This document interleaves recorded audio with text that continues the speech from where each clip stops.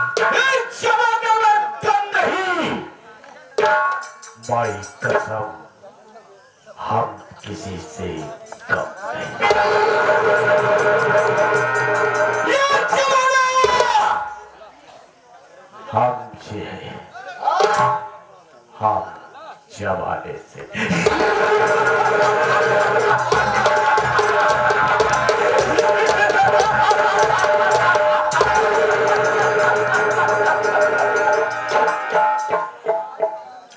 शोहरत है मेरे नाम का, शोहरत है मेरे नाम का इस सारे जहां में, और शेरों की झांकी छूटे हैं मिस्टर रंजीत सिंह के नाम।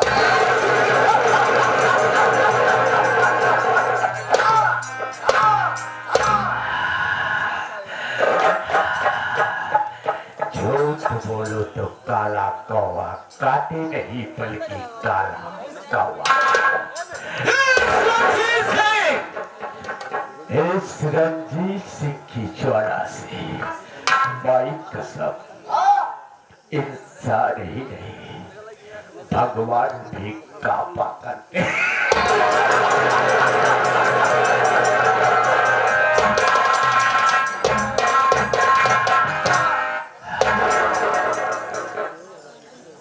शाम के जहर से, शाम के जहर से इंसान या जानवर एक बार तो बच सकता है, लेकिन रंजीत सिंह के कहर से कोई नहीं बच सकता।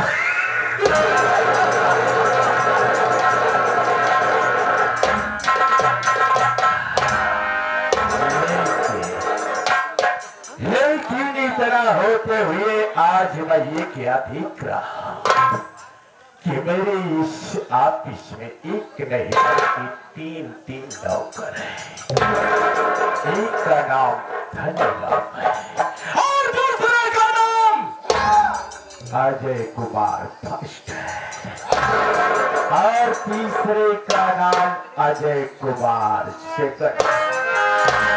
ये तीनों हराम खोर हमेशा हमरा से यही कहा करते हैं कि मैनेजर साहब मैं समय से ड्यूटी किया करता हूँ, लेकिन जब आज मैं यहाँ उपस्थित हुआ तो ये तीनों हराम खोर यहाँ से गायब, अर्थात इसका मतलब ये हुआ कि तीनों हराम खोर हमेशा हमरा से झूठ बोलते रहे और झूठ बोल पैसे लेते रहे। ठीक है, कोई बात नहीं, हम थोड़ी देर इंतजार करेंगे। माई कसम अगर आ गए तो ठीक है, नहीं तो आगे चलूंगा और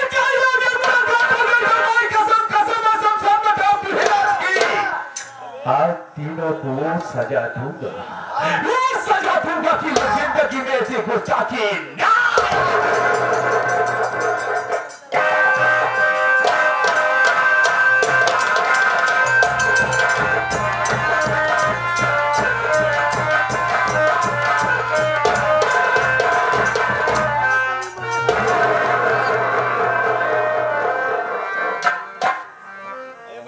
क्या हो गया जी कुमार? पहले मुझे यह बता दे, तेरी ड्यूटी आने का वक्त अर्थात समय यही है। बाबू साहब, दरबार में तो सबसे पहले मुझे आना चाहिए, लेकिन बाबू साहब हम काहे बड़ा लेट हुए, हमारे लेट हुए तो आप कहा सुन ले, उसके बाद हमसे बड़ी बात है, मुझे कोई परवाह नहीं है। क्या लेट हुआ, क्या कारण? बाबू साहब पहले हमारे बतिया ले सुन ले सुन सर, प्याज नहीं दे देता थे, ले सुन लो, लीजिए सुन लो। हाँ बाबू साहब, तब तक आप ही बेटवा अजय कुमार, अगर मैं कसूलिया बैठ गया तो थोड़ा सोच लो कि तुम्हारा क्या होगा। अरे खाले इसे कुसली कहते हैं, इसे कुर्सी कहा करते हैं। इस कुर्सी पर बैठ जाओ। तब तू बतलाएगा। हाँ बाबू साहब। ठीक है बोल। बैठ तब तक ठहरा। ठहरा सर हमारे भाई से के नहीं रुकिए, ठहर जाओ थोड़ा सा यार। हाँ बाबू साहब। ठीक है मैं बैठ जाता हूँ। बोल बाबू साहब, दरबार में सबसे पहले मुझे आना चाहिए, लेकिन बाबू साहब आपके दरबार से मुझे छुट्टी नहीं मिलती। जब किसी तरह मैं छुट्टी पाया तो अपने घर गया, बिल्कुल घर के करीब पहुंचने वाला था तो रास्तों में हम बाबू साहब का देखा थे कि एक दिन मनाई और मेहरुआ खड़ी रही, मनाइया घूमत रहा।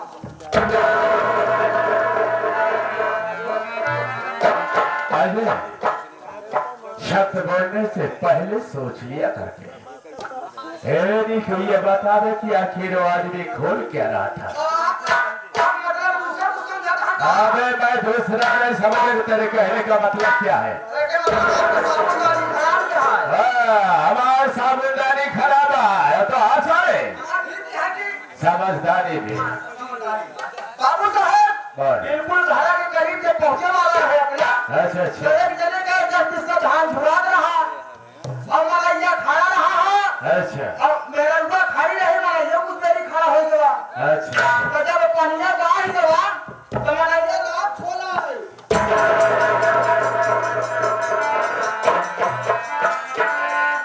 यही तेरे कहने का मतलब ये है। नारी वाला कहा थी जो बांधा रहा था। अबे वो बंधा को खोल रही हो सही समझे ना। तो साले ऐसा कह रहा है कि मैं तो हड़बड़ा गया कि साले तू कह क्या रहा है? खोले वाले नाम ले जगह गया। लेकिन लेट के हुआ ये बता। बाबू साहब जब मैं अपने घर गया, खाना पीना खाकर सो गया। जब सो गया तो सपने में तीन सपन देखा थे। अबे यहाँ से तू घर गया और खाकर सोच गया तो सपना देखने लगा। फिर सपना देखा तूने। हाँ बाबू साहब। लेकिन ये बता कि पहला सपना तूने कौन सा देखा, कैसा देखा? बाबू साहब आप तब तक का भाई जान। बाबू साहब देखा काका हरिया एक तो देर तो कहीं देर है मां और इनका ऐसा नीति कि नहीं घुमा फिरा के लपेटी कि रहो कहा जाना यार। बाबू साहब जब सोए गए तो सोते में तीन सपना कहा देखा थे। पहला सपना बाबू साहब कि जब से कहा हम तो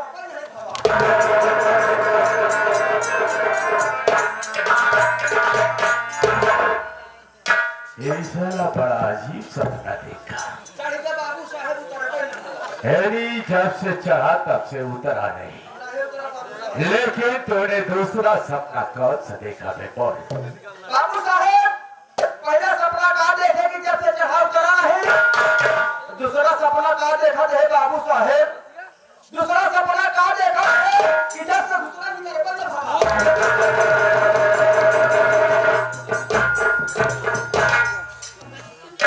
ये तो हरामखोर बड़ा अजीब सपना देखा। और ये बता कि तेरा तीसरा सपना कौन सा है? बोल। बाबू साहब दूसरा सपना कहा देखे कि जब से गुस्सा निकलता नहीं हवा। और तीसरा सपना कहा देखा थे बाबू साहब। तीसरा सपना कहा देखा थे बाबू साहब कि जब से फैली पर डूबल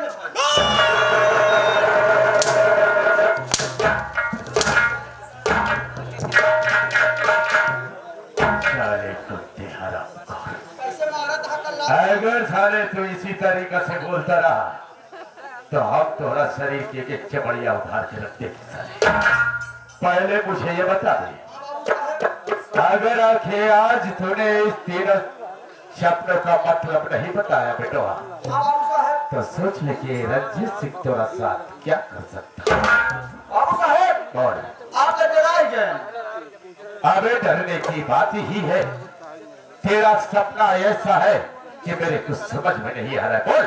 बाबू साहब सबसे पहले सपना कहा देखे कि जब से चढ़ा उतरा नहीं। बाबू साहब सूरज भगवान को हनुमान जी एक बार इस पृथ्वी पे लाए थे और आज तक कोई दोबारा सूरज भगवान को जमीन पे लाने वाला पैदा नहीं हुआ। पहला सपना रहा बाबू साहब।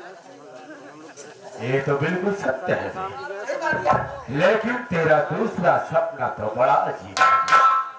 जब से उसका निकलना है, जब से घुसा तब से निकला नहीं है। मैं जानना चाहता और एमा तो बिल्कुल जो है दिन छोड़ के हो गया। अरे छोड़ के नहीं के मैं समझ नहीं पा रहा हूँ कि आखिर है क्या। बाबू साहब दूसरा सपना कहा देखे कि जब से घुसुआ है निकला नहीं। बाबू साहेब आदमी एक बार खत्म हो जाता है तो दफना दिया जाता है, जब गाड़ दिया जाता है तो उसे दोबारा नहीं खोदा जाता है। यही सत्य है। छब्बस बेटा छब्बस लेकिन अरे सर, अपने आप का कहा थे। ये बता कि तेरे तीसरे सपने का मतलब क्या है बे? बाबू साहब तेरा तीसरा सपना क्या है? तीसरा सपना हुआ यहाँ। और जल्द बता दे। बाबू साहेब जब से फैली बटुरी नहीं।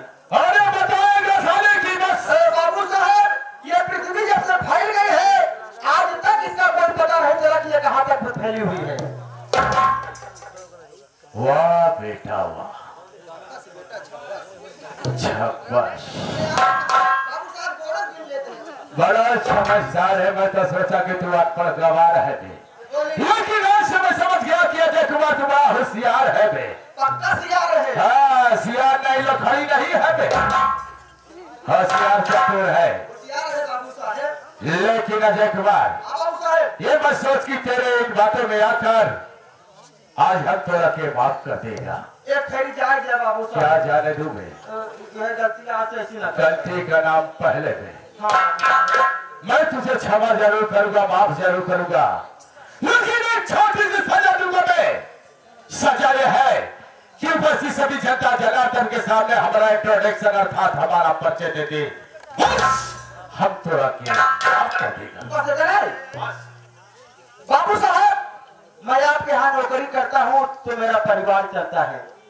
अगर आई हुई जनता भाई बहन माँ के सामने अगर आपका नाम लूंगा तो एक नौकर और एक मालिक में कोई फर्क नहीं रह जाएगा।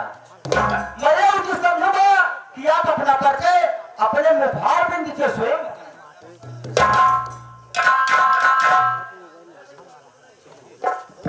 अजय कुमार, बाबू साहब फिर भी सच कह रहा है तो कि नौकरों को जगह जहाँ होती है वही रहना चाहिए। सही बात बाबू साहब। आज तूने कुछ अच्छी बात कही है।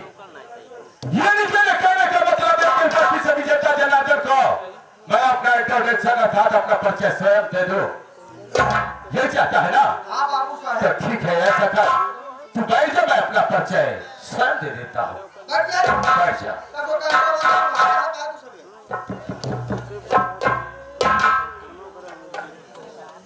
शाला हरा। ये समझता है कि लोग देखते होंगे तो सोचते होंगे कि मैंने जैसे आपके यहाँ नौकर है, लेकिन खाने के बैठने का तारीख मालूम नहीं है। घरैया मालिक भैया, आपसे हाथ जोड़ के प्रार्थना बा, आप जहां कहीं हुआ एक सारे का एक की बीड़ी और एक लोटा पानी लिया के देना। अबे तेरे बैठने का तरीका ही वैसे है, ऐसे बैठा जाता है बे? अरे सहूर से बैठ जा बे, सब बैठ जा, सब बैठ जा ले। अरे और बीच में कुछ नहीं बोलेगा, कुछ नहीं बोलेगा। अबे सांस नहीं लेगा तो मर जाएगा बे, सांस को लेते रहे। हाँ, समझत रहे कि समझत रहे बे। लीजिए दोस्तों, हमारा इंट्रोडक्शन अर्थात हमारा परिचय।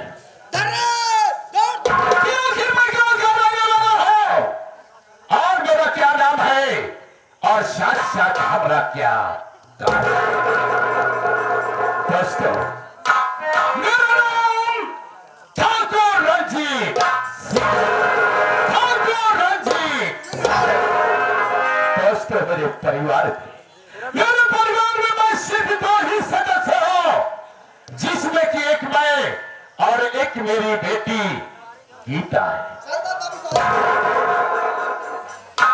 दोस्तों मैं इस हिंदुस्तान का नहीं बल्कि इंग्लैंड का रहने वाला। आप इंग्लैंड के रहने वाले हैं? कोई शक? हमको तो नहीं लगा। बैठ सभी।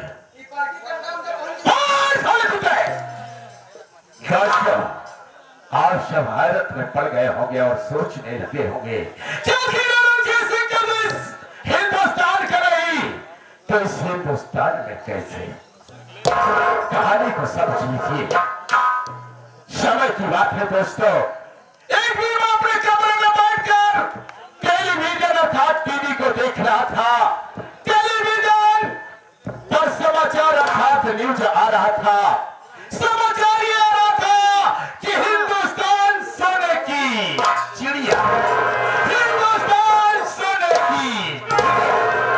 बस जब इतनी बात मैंने सुना तो मैं सोचने लगा कि मैं इतना सारा हो गया लेकिन अभी तक कभी ये नहीं सुना था कि कोई देश सोने की चिड़िया हो सकता है। बस उसी वक्त दोस्तों मैंने प्रतिज्ञा किया कि मैं हिंदुस्तान जाऊंगा और ये पता लगाऊंगा कि हिंदुस्तान सोने की चिड़िया है या हिंदुस्तान के लोग दूसरे देश के लोग को बेवकूफ बना रहे हैं। उसी वक्त मैं अपनी बेटी गीता को लेकर हिंदुस्तान रवाना हुआ और हवाई अड्डे पर उतर गया। आने को तो दोस्तों मैं आ गया और आकर उस हवाई अड्डे पर मैं इधर उधर देखने लगा क्योंकि इस हिंदुस्तान में मेरा कोई जान पहचान कोई परिचित नहीं था दोस्तों। मैं सोचने लगा कि आखिर अब कहाँ जाऊं, किसके पास जाऊं और कैसे ये जानूंगा कि ये हिंदुस्तान सोने की चिड़िया है अथवा लेकिन ऊपर वाले की मेहरबानी है दोस्तों कि के मशहूर सेठ दीनानाथ जी उपस्थित हो गए और आकर के दीनानाथ जी ने हमरा से हमारा नाम पूछा लेकिन परिचय नहीं पूछा। दोस्तों हमने अपना नाम बता दिया। उसके बाद शेख दीनानाथ ने कहा कि तुम पढ़े लिखे लग रहे हो, ये बताओ तुम नौकरी करोगे?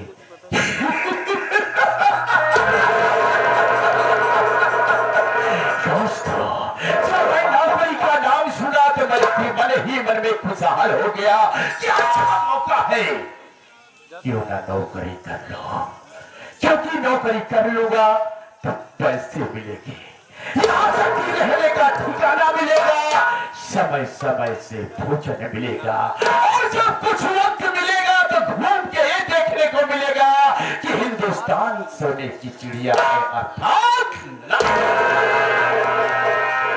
दोस्तों उसी वक्त मैंने हाथ दे दिया और सिर्फ दीनानाथ के साथ मैं उनकी हवेली पर चल दिया। और उस हवेली की बनावट और सुंदरता को देखा तो मन ही मन में सोचने लगा कि वाह हिंदुस्तान वालों क्या इमारत बना रखा है, क्या सजावट है। और मैं सोचने लगा कि यह हवेली सिर्फ दीनानाथ की नहीं, अगर हमारी हो जाती तो कुछ और बात। लेकिन दोस्तों ये बात मैं अपने मन में ही रखा। उसके बाद श्री दीनानाथ जी ने हमें अपने साथ लेकर अपनी फैक्ट्री पर पहुंचे जहां पर स्टील का कारोबार चल रहा था। शेख जी ने कहा बेटा रंजीत ये मेरी फैक्ट्री है और यहाँ पर स्टील का कारोबार चलता है, उसके बाद इस फैक्ट्री के तुम मैनेजर हो।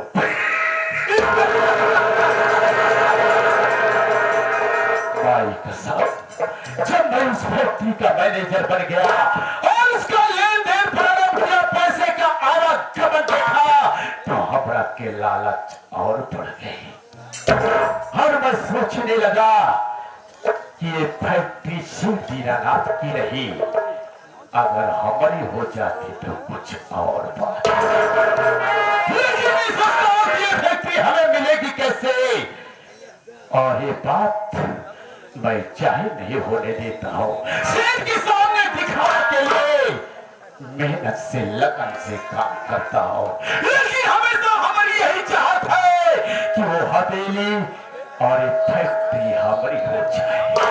और हमेशा यही सोचता हूँ कि इस परिवार में कोई दरार पैदा हो जाए, बस माई कसम जिस दिन इस परिवार में दरार पैदा हो गया, समझो कि इस फैक्ट्री और इस हवेली का मालिक रंजीत सिंह हो। और ये बात इस हिंदुस्तान में कोई नहीं जानता है। एक दिन जरूर हम यहाँ के मालिक बनकर रहेंगे।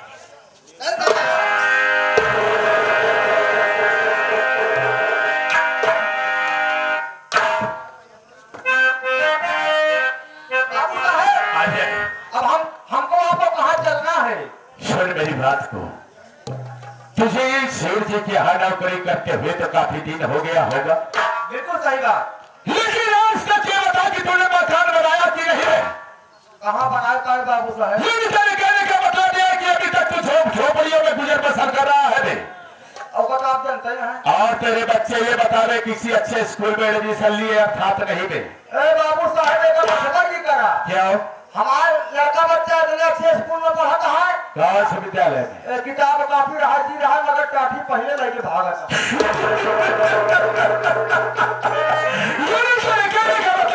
तेरे बच्चे पढ़ाई विद्यालय में पढ़ा करते हैं। हाँ बाबू। और खिचड़ी खा करके अपने जीवन को बर्बाद कर रहे हैं।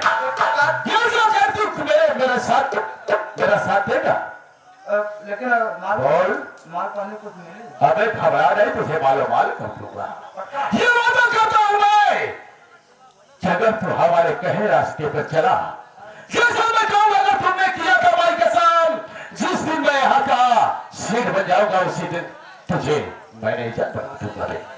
तो आप जैसे जैसे कहीं है हम वैसे वैसे कर भाई।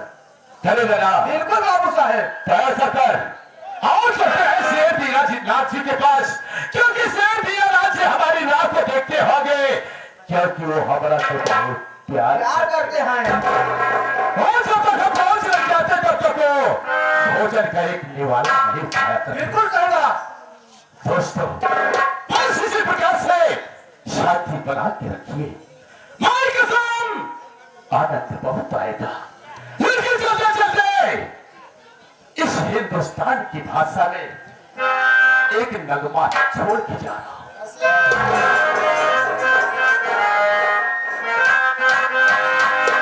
अरे आंखों में बसा जो काजल है, उसे लोग ये पागल कहते हैं।